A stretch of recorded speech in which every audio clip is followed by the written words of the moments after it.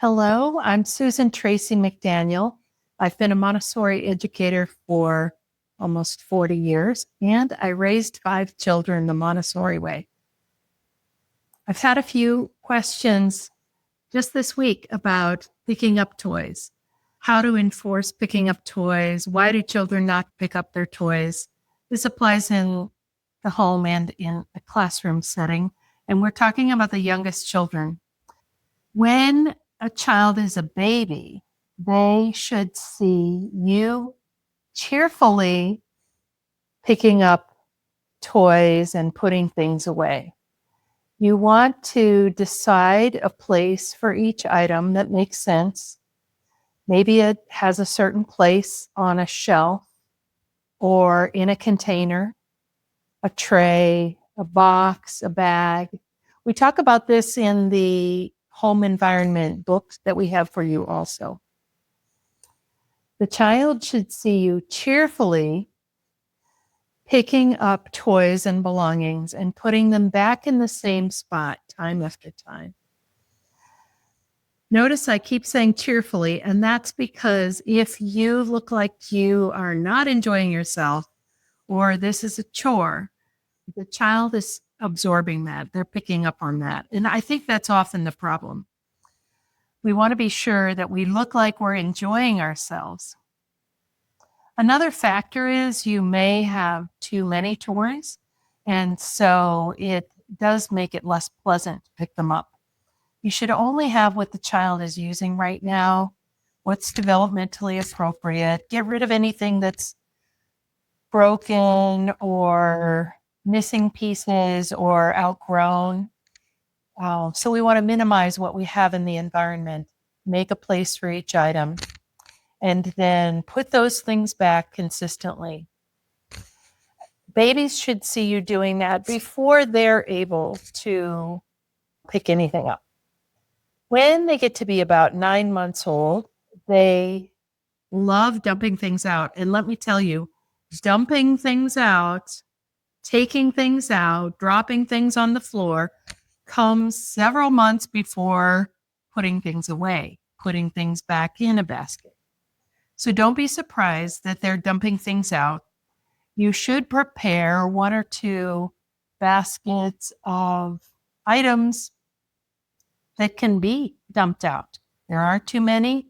You don't mind picking them up, and you do that. And they see that you're doing that. Maybe one time they take an item and reach toward the basket to put it away, and you thank them. For a while, it will be that you put most of the items away, and maybe they'll put 1 or 2, and you thank them. Something very successful that we do in a Montessori environment, and it applies to home as well as the classroom. We put one item away before we take out another one. It can all get a little jumbled when you have a baby, but as they're almost a year old, make sure that you're taking one activity out at a time for the child, and then begin the routine of putting those items away, putting one away before taking out another one. Doing one activity at a time and putting it away. This was revolutionary for me because I'm more the type to have lots of different projects going on and everything left out. So it was a new idea to me to finish something, just to finish something, and then to put it away. Wow. Life-changing. So as the child is the age to be walking, then they can start to carry items to go put them away. Once they're walking pretty well, maybe 13 to 15 months, they will enjoy putting things where they belong because they're in a sensitive period for order. This is the time for them to learn putting things away. We continue to help them cheerfully, and when they put something away where it belongs, we thank them. As they get a bit older, you expect that they will do more of the picking up. And if they want to move on to another activity, you might hold that activity and ask them, please put your work away. Then you may use this. Yes, I'm holding it for you. I've got it for you.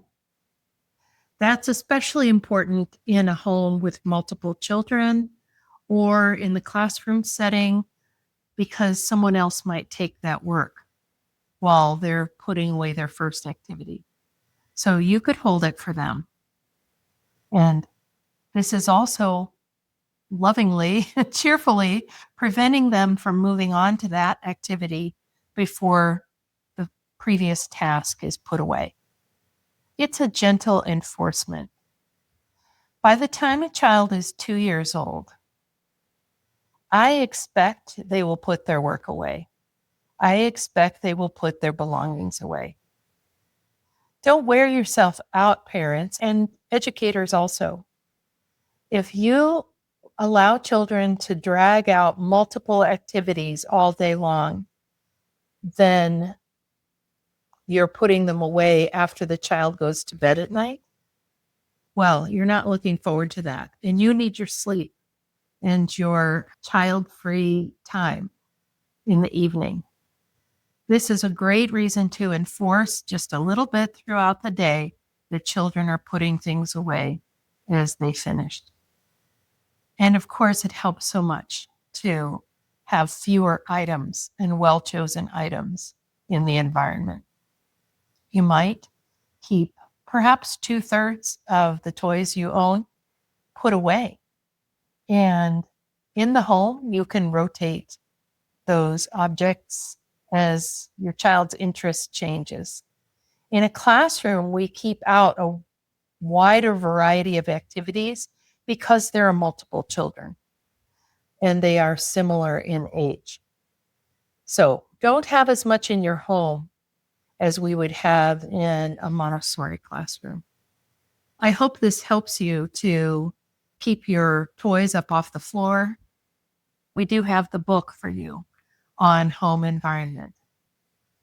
We also have groups where you can ask your questions and we can discuss parenting and also Montessori in the classroom, pregnancy through age 3.